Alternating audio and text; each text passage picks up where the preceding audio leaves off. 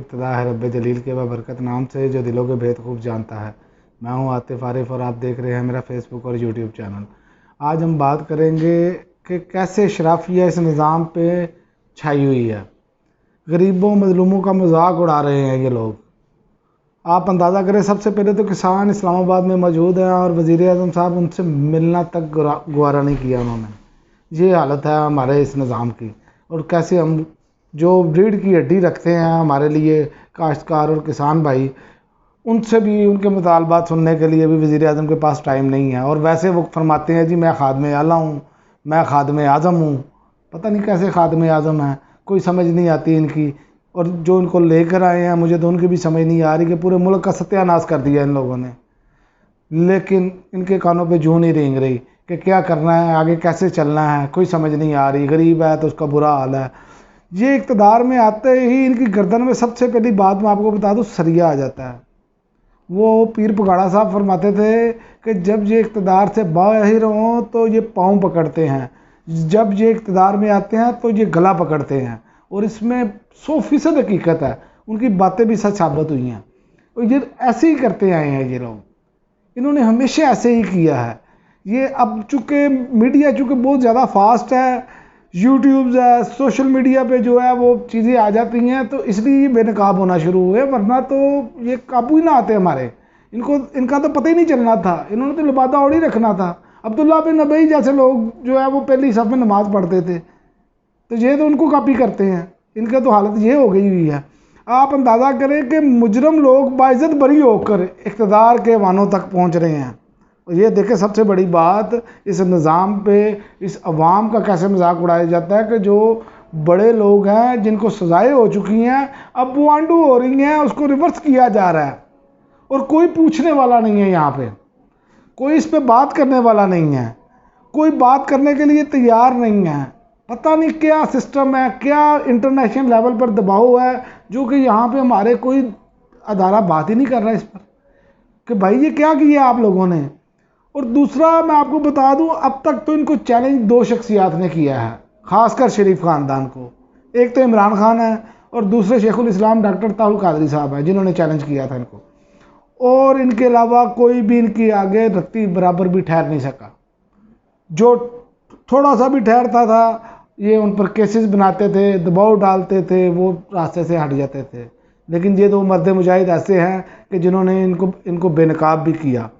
ان میں ڈاکٹر طاہر القادری صاحب کا ذکر نہ کیا جائے تو یہ زیادتی ہوگی، کیونکہ انہوں نے بہت زیادہ سٹرگل کی اس پر۔ سب سے پہلے انہوں نے اس نظام کو ننگا کیا۔ آگے چل کر میں آپ کو ان کا کلپ بھی سناؤں گا کہ انہوں نے اس کلپ میں فرمایا ہے کہ یہ لوگ کیسے اقتدار میں آتے ہیں اور کیسے یہ غریب آدمی کا مذاق اڑاتے ہیں۔ اور انہوں نے جو زیادتیاں کی یہ آپ کے سامنے ہی ہیں۔ انہوں نے جو زیادتیاں کی، ثانیہ ماڈل ٹاؤن کو کتنے سال ہو گئے ہیں کیس کو، آج تک اس کا فیصلہ ہوا، آج تک ان غریب لوگوں کو انصاف ملا؟ جواب آئے گا نہ ہمیں۔ اسی طرح آپ صافی قتل ہوا کراچی میں، اس کا انصاف ملا؟ نہیں۔ شاہ رخ جتوئی کا کیس آپ کے سامنے۔ اور بھائی ریاست مدعی بن جاتی ہے جب ایسا اقدام ہوا ہو، لیکن یہاں پر تو ریاست ستو پی کے سوئی ہوئی ہے۔ ریاست تو چوروں کا تحفظ کر رہی ہے اس ٹائم، چوروں کو کیسے بچانا ہے۔ اور آپ دیکھیں کہ ساگ ڈار کے آنے کے بعد ڈالر اور پٹرول میں نے کہا تھا کہ سستا کریں گے، یہ سستا ہوا نا۔ یہ کیوں سستا ہوا؟ یہ اب آپ لوگوں کو بیوقوف نہیں بنا سکتے۔ جب عمران خان کی حکومت ختم ہوئی تھی تو میں آپ کو بتا رہا ہوں کہ ڈالر 123 روپے فی ڈالر بیرل تھا، اور آج 84 روپے فی ڈالر بیرل ہے۔ آپ اندازہ کر لیں، ریلیف دینا نا، یہ ریلیف دینا آئے نا عمران خان کے مطابق ہی ریلیف دے دیں۔ کہاں 123 پہ تھا اور وہ 149 پہ پٹرول دے رہے تھے۔ کریں 149 ہی کر دیں، اتنا ہی کر دیں۔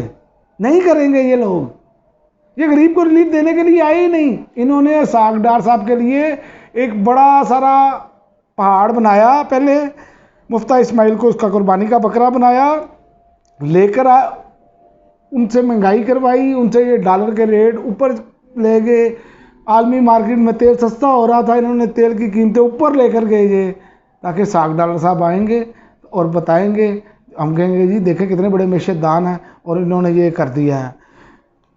ریلیف دے دیا ہے عوام کو. ریلیف انہوں نے کھا کے دینا ہے. ان کی اپنی جائیدادیں بڑھتی چلی جاتی ہیں جب بھی اقتدار میں آتے ہیں. اب ان کی جائیدادیں نوٹ کر لیں اور یہ 1 سال حکومت کر جائیں, ان کی جائیدادوں کا آپ موازنہ کر لیجئے گا کہ کتنی بڑی ہیں, کتنے ان کے ساسے بڑے ہیں, آپ کو خود ہی اندازہ ہو جائے گا. اور دوسری ایک نئی کل کی انہوں نے چھوڑی ہوئی ہے شدنی سی, وہ یہ چھوڑی ہوئی ہے جی سائفر چوری ہو گیا. وہ شکر ہے خدا کا کہ وزیر اعظم ہاؤس کو آگ نہیں لگ گئی.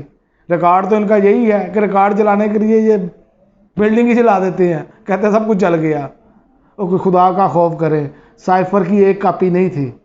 یہ سب لوگوں کو آپ نے بیوقوف بنانے کی کوشش کی ہے لیکن آپ بنا نہیں سکے, کیونکہ آپ بیوقوف اس لیے نہیں بنا سکتے کہ یہ چیف جسٹس صاحب کو بھی بھیجا جا چکا ہے, یہ صدر مملکت کے پاس بھی تھا, یہ ڈپٹی اسپیکر کے پاس بھی تھا خط. آپ کیسے لوگوں کو بیوقوف بنائیں گے؟ سائفر ایک حقیقت ہے. اور وہ آپ کی, اور آج پٹیشن بھی دائر کر دی ہے عمران خان نے, پٹیشن دائر کی ہے کہ آڈیو لیکس کی تحقیقات کی جائے کہ عمران خان اب تو وزیر اعظم نہیں ہے. اس وقت کی وزیر اعظم ہاؤس کی جو آڈیو لیکس ہیں وہ کون کر رہا ہے؟ شہباز شریف صاحب کر رہے ہیں یا کوئی اور لوگ کر رہے ہیں؟ کوئی تو کر رہا ہے. کیسے کر رہا ہے؟ یہ باقاعدہ ایک پلان کے تحت جو سہولت کار ہے ان کو لے کے آئے ہیں, وہ ساری یہ کھیل کھیل رہے ہیں. لیکن یہ جو کھیل کھیل رہے ہیں اس کا فائدہ بھی عمران کو ہو رہا ہے. وہ اس طرح فائدہ ہو رہا ہے کہ آپ سائفر کے متعلق کر رہے ہیں. پہلے آپ مانتے نہیں تھے سائفر ہے, اب ایک سائفر حقیقت آپ نے خود ہی مان لیا ہے. سلامتی کونسل کی بھی آپ نے توثیق کروا لی ہے, جی سازش نہیں تھی, سازش نہیں تھی, مداخلت تھی, مداخلت. اور بھائی کچھ تو تھا نا, اس کو کریں اوپن, عدالت میں اوپن ہیئرنگ ہو, سب لوگ دیکھیں, دودھ کا دودھ اور پانی کا پانی ہو.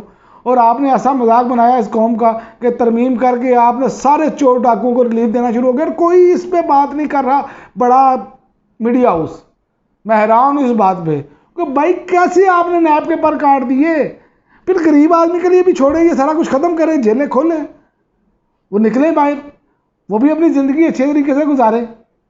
کیا آپ کو یہ حق ہے کہ اپنی زندگی اچھے طریقے سے گزارنی ہے؟ صرف مریم بی بی قوم کی بیٹی ہے, ساگڈار ہی قوم کے لیے سب کچھ ہے؟ یا میاں نواز شریف صاحب اب آئیں گے اور وہ جب آپ نے قوانین ختم کر دی ہیں وہ آئیں گے جی سرخرو ہو گئے. وہ بھائی کیا خاک سرخرو ہوئے آپ؟ بیڑا غرق کر دیا آپ نے سارے نظام کا, سارے سسٹم کا بیڑا غرق کرتے چلے جا رہے ہیں. اور دوسرا ایک اور میں آپ کو بات بتاؤں, ان کا یہ طریقہ واردات ہے, اور ان کا یہ طریقہ واردات ڈاکٹر طاہر القادری صاحب نے بڑا بخوبی, یہ کچھ چند سال پرانی بات ہے, انہوں نے ایک چھوٹا سا کلپ ہے وہ آپ کو میں دکھاتا ہوں کہ اس میں انہوں نے بتایا ہے کہ یہ آ کے پھر اقتدار میں جب یہ آتے ہیں نا یہ ریلیف لے کے, تو یہ مذاق بیسیکلی قوم کا اڑا رہے ہوتے ہیں. یہ غریب عوام کا مذاق اڑا رہے ہیں. دیکھو جی ہمارے لیے ہی بنا تھا, ہمارے باپ دادا کی یہ جاگیر ہے یہ ملک.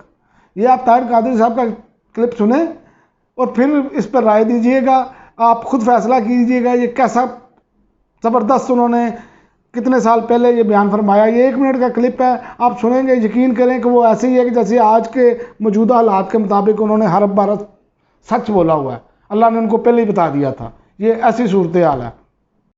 اور وہ لوگ پلٹ کر پھر بیٹھے ہوں گے, براجمان ہوں گے, اور جب وہ ٹی وی پر انٹرویو دے رہے ہوں گے تو ان کی باڈی لینگویج مذاق کر رہی ہوگی اس ملک کے میڈیا کا, عوام کا, غریبوں کا, کسانوں کا, مزدوروں کا, حق اور انصاف اور قانون اور آئین کی بات کرنے والوں کا, امانت دیانت اور صداقت کی بات کرنے والوں کا.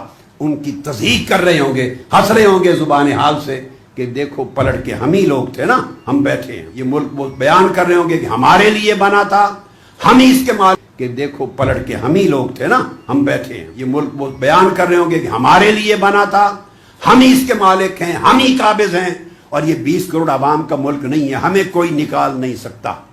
اب ہم آئین میں سے جو چاہیں نکال دیں. اس سے میں دیکھ رہا ہوں کہ جو اسمبلیاں اور حکومتیں بنیں گی, مجھے اندیشہ ہے کہ اس سے بحران مزید گہرے ہوں گے اور ادارے مزید کمزور ہوں گے, مجرم مزید طاقتور ہوں گے اور عوام مزید مایوس ہوں گے. میں یہ فیل کر رہا ہوں. اب تک کے لیے اتنا ہی, اجازت دیجیے. اللہ حافظ. پاکستان زندہ باد.